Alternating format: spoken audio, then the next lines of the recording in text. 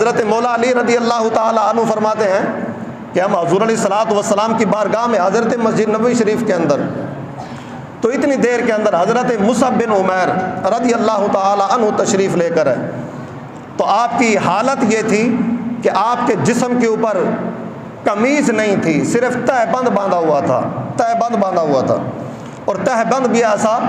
کہ جس کے اوپر کئی جگہوں سے چمڑے کے پیبند لگے ہوئے تھے، کپڑے کے نہیں، چمڑے کے پیبند لگے ہوئے تھے۔ کیوں؟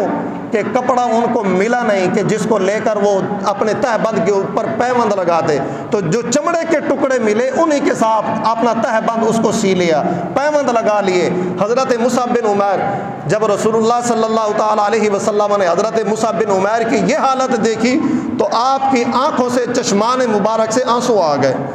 اور آپ فرمانے لگے کہ یار یہی وہ مصعب بن عمیر ہے کہ جو مکے کے اندر سب سے قیمتی کپڑے پہنا کرتا تھا،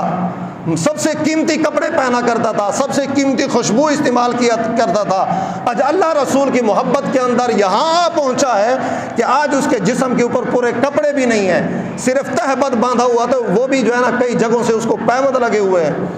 تو حضرت مصعب بن عمیر رضی اللہ تعالیٰ عنہ کی یہ حالت دیکھ کر حضور کی آنکھوں سے چشمان مبارک سے آنسو آ گئے، اور پھر حضور نے فرمایا کہ اے صحابہ، آج تو تمہاری یہ حالت ہے کہ تمہیں جو ہے نا ایک وقت کے لیے ایک کھجور ملتی ہے، وہ بھی کبھی نصیب ہوتی ہے کبھی نہیں ہوتی۔ ذرا وہ حالات دیکھو کہ جب مسلمانوں کی، میرے غلاموں کی حالت یہ ہوگی کہ ان کے دسترخوان سے ایک پلیٹ اٹھائی جائے گی، دوسری رکھی جائے گی،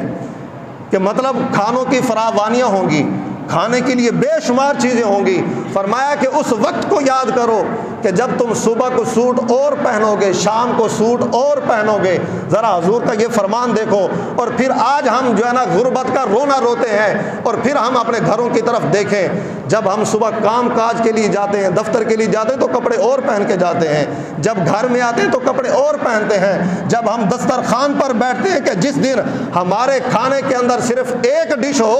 تو ہم گھر کے اندر ناراض ہونا شروع ہو جاتے ہیں کہ جناب کوئی اور چیز نہیں سی بنانے واسطے، اتنا سارا کھانا بنایا تو نال کوئی میٹھا نہیں سی، نال کوئی نمکین اور چیز نہیں سی، نال کوئی جو ہے نا سلاد نہیں تھا۔ اگر ایک ڈش ہو تو ہمارے گھروں کے اندر شور ہو جاتا ہے، جب تک ہمارے دسترخوان کے اوپر 3-4 ڈشیں نہ ہوں تو ہمارا کھانا ہضم نہیں ہوتا۔ آج ہماری حالت یہ ہے، مگر اس کے باوجود ہم غربت کے رونے روتے ہیں۔ اور حضور نے فرمایا کہ وہ حالات یاد کرو کہ جب تمہارے دسترخوان سے ایک پلیٹ اٹھائی جائے گی، دوسری رکھی جائے گی۔ کیا مطلب؟ کہ دسترخوان کے اوپر اتنی گنجائش نہیں ہوگی کہ سارے کھانے ایک بار رکھے جائیں، ایک کھانا تم کھا لو گے وہ اٹھا لیا جائے گا، پھر دوسرا لایا جائے گا۔ آج ہماری شادی